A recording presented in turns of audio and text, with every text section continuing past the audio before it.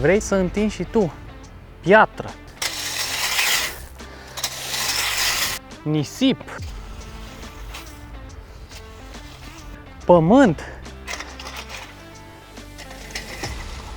și ai nevoie de această unealtă, de acest landscaping rake? Hai să-ți arăt cum poți să-l faci singur acasă.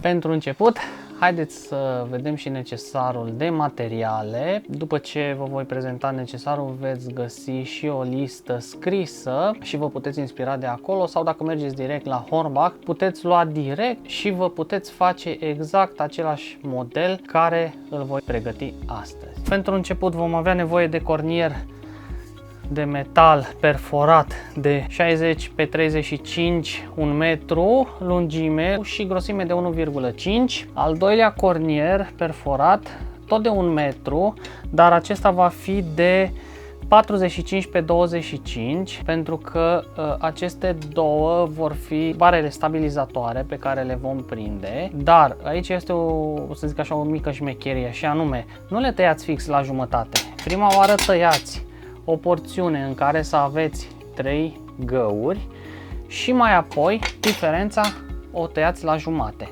pentru că aceasta o vom folosi pe post de suport de coadă. Pe lângă acestea mai aveți nevoie și de colțare de 30 pe 30 pe 1,4 sau 1,5 cu 2 găuri și grosime de 1,5, pentru că aceștia vor fi dinții pe care îi vom prinde ceva de genul. Aici am una aproape pregătită, cam așa trebuie să arate cu dinții puși. Coada de lemn, cu cât mai lungă, cu atât mai bine. Eu am găsit de 1,8 metri, este bună și aceasta. Vom folosi nituri de 4,8 mm și lungi de 10. Pe lângă nituri vom mai avea nevoie de 2 șuruburi M6 cu șaibe și cu piulițe, de 2 cm sunt suficienți. Vom mai avea nevoie de 2 șuruburi metrice, eu am folosit de 1,4, la fel cu șaibe, dar aici și șaibe elastică și piulițe, pentru a prinde suportul pentru coadă, veți vedea mai târziu. Barele stabilizatoare le vom prinde direct de coadă cu acest șurub de 4 cm, tot M6, dar cu piuliță tip fluture și bineînțeles șaibă elastică, și veți mai avea nevoie de un holț șurub mare care va fi prins în coadă aici. De asemenea, câteva holți șuruburi micuțe pentru a prinde coada, cleștele pentru nituri și o mașină de înșurubat și cu burghie, pentru că veți avea nevoie să lărgiți aceste găuri cu un burghiu de 5, altfel nu vor intra niturile. Dar aici am unul pregătit ca să vă arăt în continuare aici cum vor fi prinse. Dacă vă uitați, voi încerca să introduc aici, nu merg, în schimb aici funcționează perfect. Ei, practic asta va trebui să faceți, să lărgiți fiecare găurică de pe aceste colțare pentru a putea introduce acest nit. De asemenea, aici la fel vă voi arăta, pentru că va mai trebui să dați o gaură, dar o să trecem la bancul de lucru și acolo o să vă explic mai pe îndelete.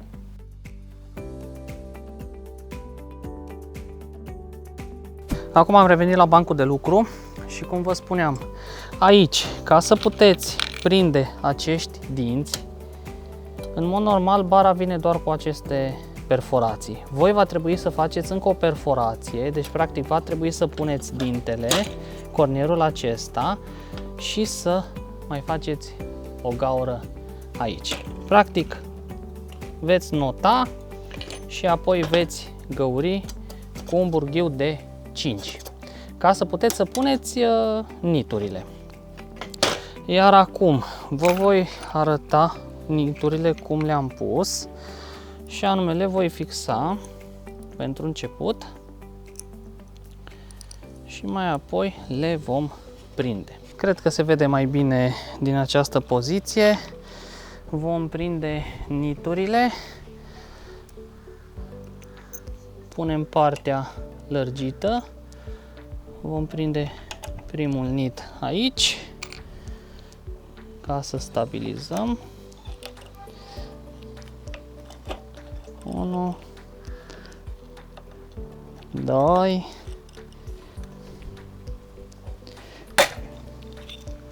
și l-am prins.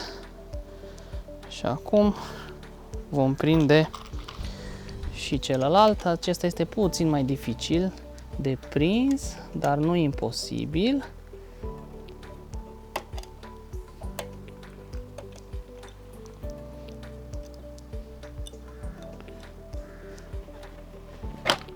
Așa.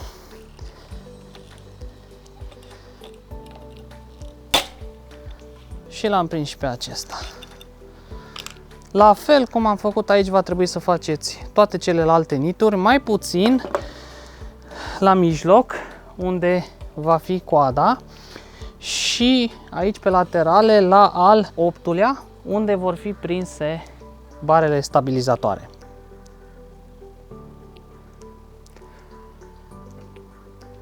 Cum am spus, la al 8-lea de aici nu prindeți, al 8-lea de aici nu prindeți și la mijloc. Pe partea aceasta arată așa, dar efectiv nu vă va deranja. Aici sunt, asta e de ansamblu. Și acum haideți să montăm și coada. Pentru coadă veți lua acest rest care v-am spus că trebuie tăiat special și va fi prins aici. Ne vom folosi de aceste găuri pentru a-l prinde cu șuruburile metrice. Gaura din mijloc lăsați-o liberă pentru că acolo veți pune hol șurubul care va intra în coadă. Și acum vom prinde aici și vom introduce șuruburile metrice. Le vom forța puțin pentru că nu vor intra din prima. Ok, prin strângere se vor forța. Vom pune două șaibe mari. Vom pune două șaibe elastice și piulițele aferente. Practic, așa va trebui să arate, cum o vedeți aici, pentru că în acest loc va veni coada. Și așa va arăta de aici. Acum vom strânge.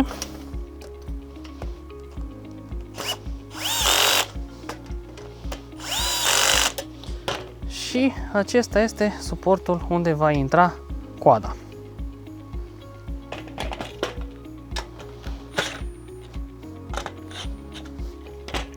Va trebui să strângeți foarte bine pentru că vor intra destul de greu. Acum vom prinde coada.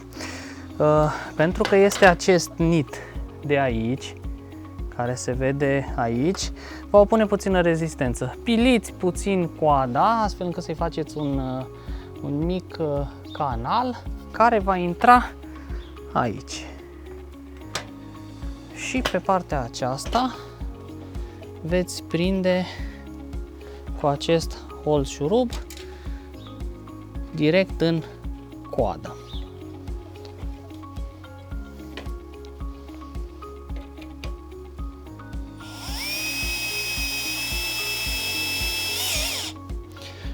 Și practic avem prima parte de coadă prinsă. Cam așa arată. Acum vom prinde barele stabilizatoare și vom stabiliza coada. După ce am montat coada temporar, provizoriu, vom lua barele stabilizatoare și le vom prinde ceva de genul. Va trebui să aveți aici locuri. Iar ea va fi prinsă în aceste locuri cu șuruburile, unde v-am zis că la numărul 8 va trebui lăsat, adică aici și aici, și aici va fi direct în coadă. Eu o voi introduce direct în coadă pentru că am măsurat dinainte și am pregătit-o ca să o testez, să văd dacă funcționează. Și o voi prinde prima oară aici, iar apoi vă voi arăta în partea cealaltă.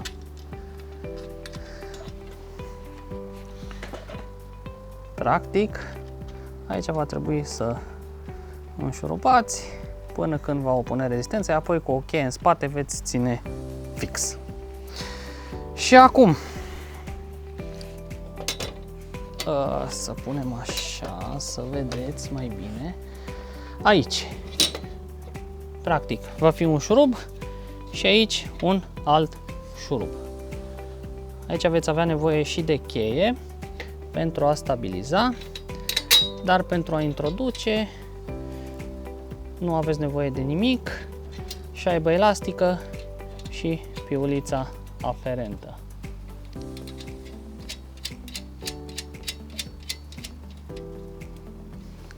Una este gata,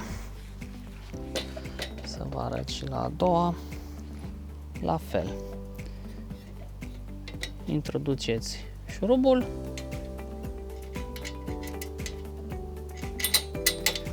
ok, șaiba elastică și piulița. Folosim șaibe elastice pentru a strânge foarte bine și a fixa foarte bine, astfel încât în cadrul lucrului, în timpul lucrului, să nu se desfacă.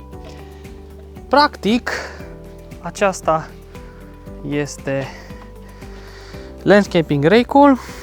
Trebuie doar să strâng foarte bine șuruburile. Aici mai puteți folosi niște hold șuruburi pentru a fixa și mai bine coada, ceea ce vă și recomand.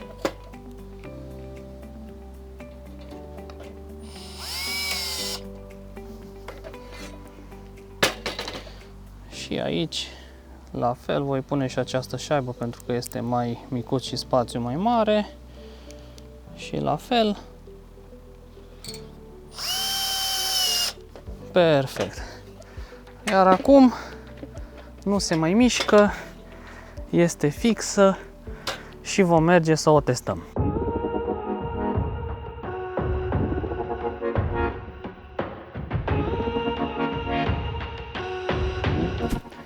Iată-ne și la proba de test, unde altundeva decât într-o zonă în care se construiește, avem movile de pământ, este nisip, este și petriș și vom vedea cum funcționează acest landscaping rake. Haideți să vedem în nisip.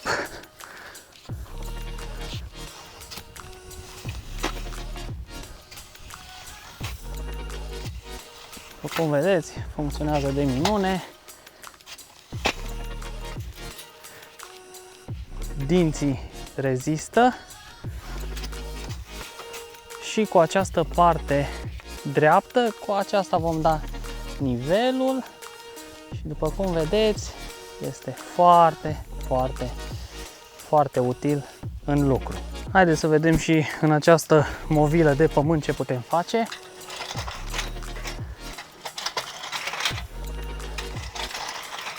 După cum vedeți, trage și bolovani, practic vă ajută să eliminați ce este mare, deci vă va ajuta și în gazon, trage pietre și rămâne pământul fin. La fel cu partea aceasta, veți da nivelul și cu aceasta veți elimina bolovani și va rămâne pământul fin.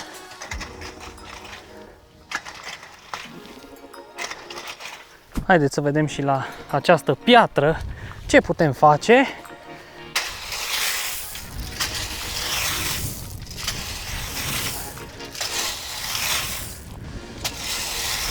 Practic o putem întinde fără mari probleme.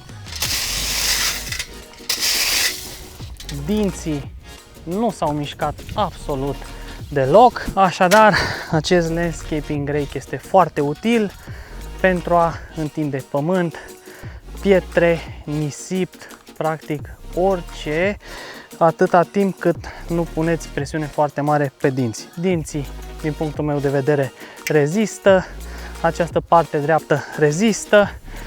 Dacă v-a plăcut acest material, apăsați butonul like, abonați-vă la canal și până data viitoare, nu uitați că iarba crește pe câmp și gazonul în curtea voastră.